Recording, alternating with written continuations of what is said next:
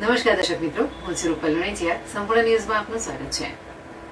રાજ્યના જળ સંપત્તિ અને પાણી પુરવઠા મંત્રી કુંવરજીભાઈ બાવળિયાએ બનાસકાંઠા જિલ્લામાં પાણી પુરવઠા હસ્તકના સ્થળોની મુલાકાત લઈને ગ્રામજનો સાથે સંવાદ સાધ્યો હતો. મંત્રીએ ભાભર સ્થિત મીઠા સબ હેડવર્ક્સની મુલાકાત તથા પાલનપુર તાલુકાના ગઢ બ્રાન્ચ કેનાલ મજબૂતીકરણ કામનું સ્થળ નિરીક્ષણ કર્યું હતું. મંત્રીએ જણાવ્યું હતું કે દેશના વડાપ્રધાન નરેન્દ્રભાઈ મોદીના માર્ગદર્શન હેઠળ રાજ્યના મુખ્યમંત્રી ભૂપેન્દ્રભાઈ પટેલ દ્વારા રાજ્યના ખેડૂતોની આવક બમણી કરવા માટે સિંચાઈના કામોને પ્રાધાન્ય આપ્યું છે. રાજ્યમાં catch the rain, Sujalam Sufalam સહિત ભૂગર્ભ જળને ઊંચા લાવવા જળ અભિયાનને લગતા અનેક કાર્યો થઈ રહ્યા છે. ઉનાળાની ગરમીમાં કોઈપણ વ્યક્તિ કે પશુઓને પાણીની તંગી ન પહોંચે તથા છેવાડાના વ્યક્તિ સુધી પીવાનું પાણી મળી રહે તે માટે સરકાર દ્વારા તમામ વ્યવસ્થાને ઊભી કરાઈ છે.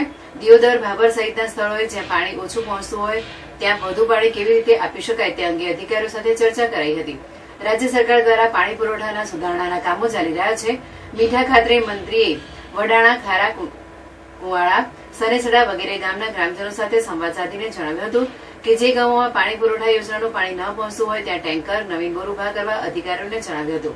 ઉલ્લેખનીય છે કે મીઠા સબ હેડવર્ક્સ અને નર્મદા કેનાલ આધારિત બીકે 4 ફેઝ 3B જૂથ પાણી યોજના પુરવઠા યોજના કાર્યરત છે. આ સેન્ટર ખાતે 10 લાખ લીટર ક્ષમતાનો એક ભૂગર્ભ સંપ તથા 10 લાખ લીટરની ક્ષમતાવાળી ટાંકી આવેલી છે.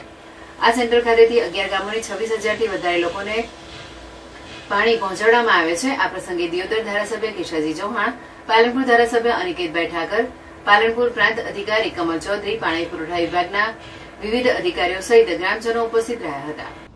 બનાસકાંઠા જિલ્લાના સામલા વડાણા કે જે ભાભર ને દિયોદર ને વિસ્તારને પીવાનું પાણી પૂરું પાડે છે એવા મીઠા ખાતેના સંપ જે અમે આ વિસ્તારના સન્માનની ધારાસભ્ય અને પૂર્વ મંત્રી કેશાજીભાઈ, અમારા રસિકજી અને આ વિસ્તારના સૌ આગેવાનોની અને અમારા પાણી પુરવઠા અને સિંચાઈ વિભાગના અધિકારીઓની હાજરીમાં આ પીવાના પાણીની સંપની મુલાકાત લીધી. અહીંથી જે નીચેના ગ્રામ્ય વિસ્તારમાં પીવાનું પાણી પૂરું પાડવામાં આવે છે ત્યાં ક્યાંક છેવાડાના કોઈ ગામોમાં કોઈ ટેકનિકલ ખામીને કારણે અમુક ગામોમાં પાણી ઓછું પહોંચે છે અથવા મળતું નથી. એમાં કઈ રીતે આપી શકાય એ અમારા અધિકારીઓ સાથે ચર્ચા કરી અને બે મોટા ગામો દિયોદર અને ભાભર એ બંનેમાં પણ જ્યાં નગરપાલિકા છે ત્યાં નગરપાલિકામાં પણ વસ્તીને ધ્યાનમાં રાખીને પાણી અપાય અને એમાં કોઈ પ્રોબ્લેમ હોય તો શું થઈ શકે એની સાથે જે એનો ઓજી વિસ્તાર છે, ઓજી વિસ્તારમાં પણ પાણી ન પહોંચતું હોય તો એના માટે શું થઈ શકે એ અહીંના સ્થાનિક આગેવાનો એમની રજૂઆત વાત સાંભળી. આગામી દિવસમાં રાજ્ય સરકારે જે રીતે ભૂતકાળમાં યોજના બનેલી હોય અને એમાં કંઈક સુધારણાના કામો કરવાના હોય. અગાઉની 70 LPCDની યોજના બનેલી હતી, વ્યક્તિ દીઠ 70 લીટર પાણી આપવું. એને સુધારણાના કામોમાં લઈ એને વ્યક્તિ દીઠ 100 લીટર કે પાણી કઈ રીતે આપી શકાય એના માટેના કામો ચાલી રહ્યા છે. આ યોજનાનો પણ અમે મુલાકાત લીધા પછી અમારા અધિકારીઓને 70 લીટરમાંથી 100 લીટરની આ યોજના બનાવવા માટેની આજે સૂચના આપી છે. વહેલી તકે આ યોજના 100 લીટરવાળી બને કે જેથી ભાભર અને દિયોદર અને એના ગ્રામ્ય વિસ્તારોમાં પૂરતું પીવાનું પાણી મળે એ રીતની ટૂંક સમયમાં એની વ્યવસ્થા કરીને જે કંઈ બાકીની પ્રક્રિયા, વહીવટી પ્રક્રિયા કરવાની થતી છે કરાવશું.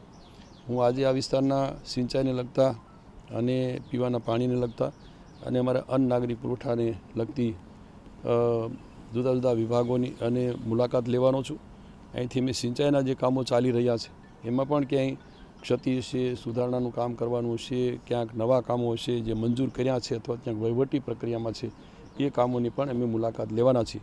એ દેશના પ્રધાનમંત્રી આદરણીય નરેન્દ્રભાઈ અને રાજ્યના માનનીય મુખ્યમંત્રી આદરણીય ભૂપેન્દ્રભાઈ આ સરકારે જે રીતે ખેડૂતોની આવક પણ બમણી કઈ રીતે થઈ શકે એ માટે સિંચાઈના કામો માટે અને એમાં અત્યારે સુજલામ સુફલામ જલ અભિયાનના કામો ચાલી રહ્યા છે.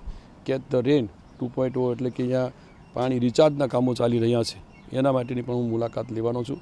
હજુ પણ વિશેષ સિંચાઈના કામો અને પાણીના રિચાર્જના કામો કઈ રીતે થઈ શકે એ માટે પણ અહીંયા અમારા સૌ આ વિસ્તારના પ્રતિનિધિઓને, સંગઠનના સૌ હોદ્દેદારોને સાથે રાખીને અમે એને વિશેષ કામો થાય માટેનો પ્રયત્ન કરવાના છીએ.